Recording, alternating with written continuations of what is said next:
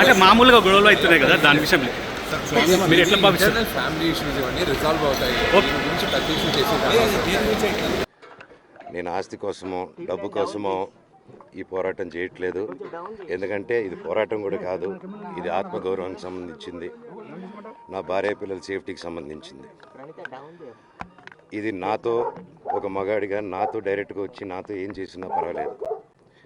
నా భార్య పేరు ఇంక్లూడ్ చేయడం, నన్ను తొక్కేదానికి నా 7 నెలల పాపని ఇంక్లూడ్ చేయడం, నా బిడ్డల ఇంట్లో ఉండగానే అలా బిహేవ్ చేయడం కరెక్ట్ కాదు.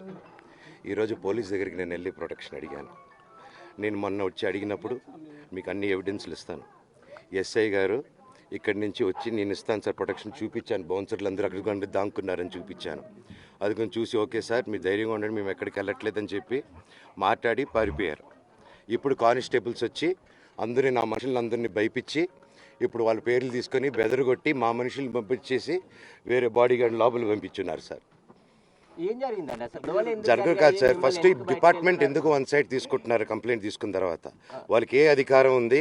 నా ప్రొటెక్ట్ చేసే మనుషుల్ని పంపించేదానికి అధికారం ఉంది?